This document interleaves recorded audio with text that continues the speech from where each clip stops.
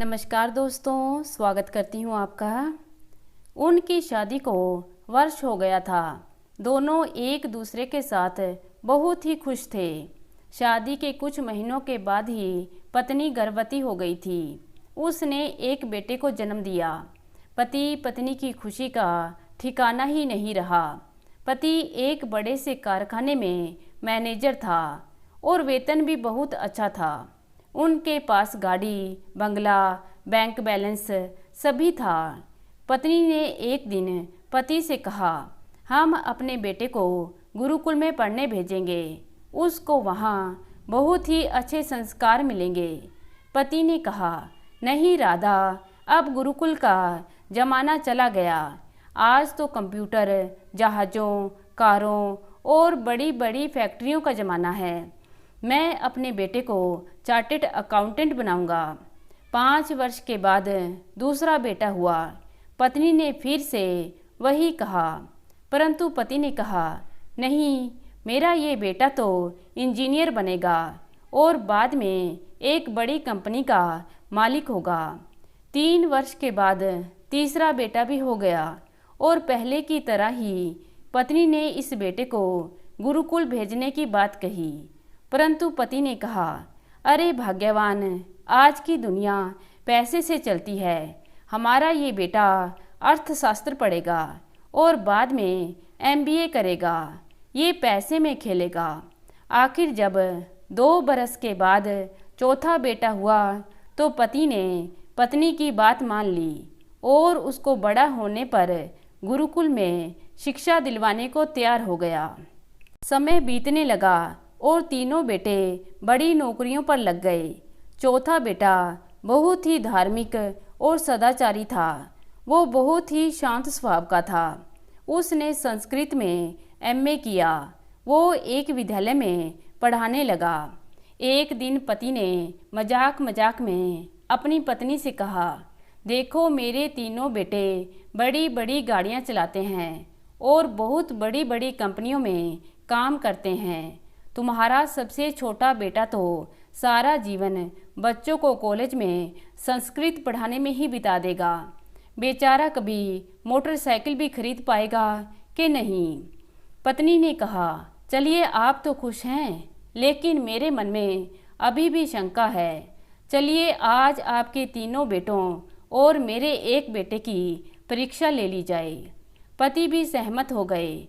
शाम को बेटों के आने से पहले पत्नी ने नाटक की पूरी तैयारी कर ली। उसने अपने बाल खोलकर बिखरा लिए और अपने साड़ी के पल्लू को भी फाड़ लिया। चेहरे पर नाखूनों से कुछ निशान बना लिए और आँखों में मिर्ची छुपाकर नकली आंसू तैयार कर लिए। वो खुद बाहर के कमरे में बैठ गई और पति को अंदर के कमरे में छुपकर बैठने को कह दिया। जैसे ही पहला बेटा आया, वो ज़ोर ज़ोर से रोने लगी। उसके बेटे ने पूछा कि क्या हुआ था। वो बोली, आज तुम्हारे पापा ने मुझे बहुत मारा है। पहला बेटा बोला, पागल हो गया है बुड्ढा, कहाँ है, जरा बुलाओ, मैं देखता हूँ आपको कैसे हाथ लगा दिया। दूसरे और तीसरे बेटे ने भी आने के बाद माँ का ये नाटक देखा और दोनों ही अपने बाप को बूढ़ा, पागल, सटिया गया है इत्यादि कहने लगे। तीनों बेटों ने कहा, जब बूढ़ा घर आ जाए तो हमको हमारे कमरों से बुला लेना। आज हम उसका दिमाग ठीक कर देंगे। अभी तो आप खाना लगा दो, बहुत भूख लगी है। तीनों बेटे खाना खाकर अपने अपने कमरों में चले गए।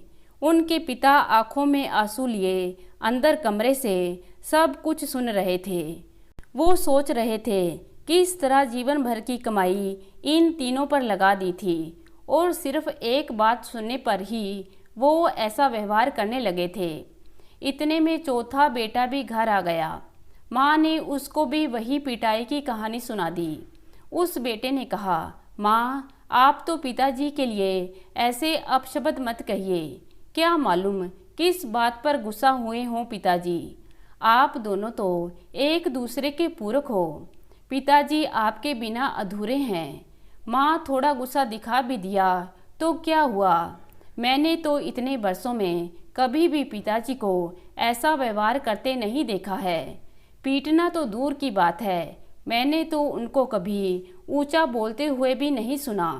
अवश्य ही कोई गलतफहमी हुई होगी, जिसके कारण पिताजी को बहुत गुस्सा आ गया और आपको पीट दिया।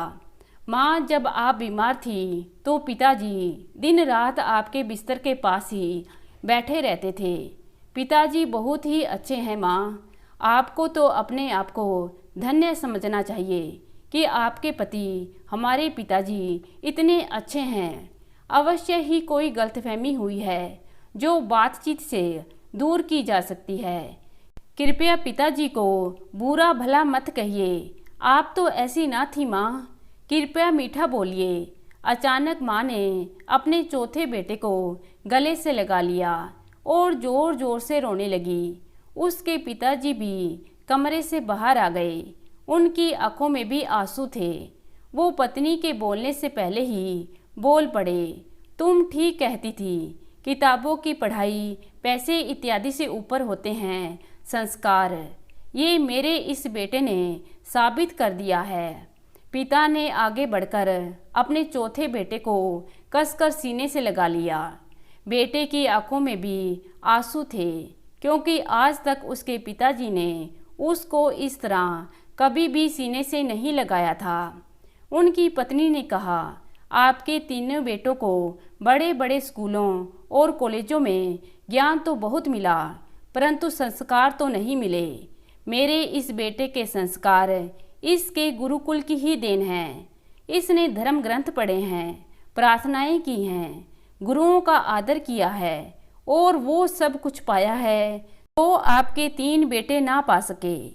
तो दोस्तों, आजकल माँ बाप लाखों रुपए खर्च करके डिग्रियां तो दिलवा देते हैं, परंतु वो ये कभी नहीं देखते कि उनके बच्चे अच्छे इंसान भी बने हैं कि नहीं।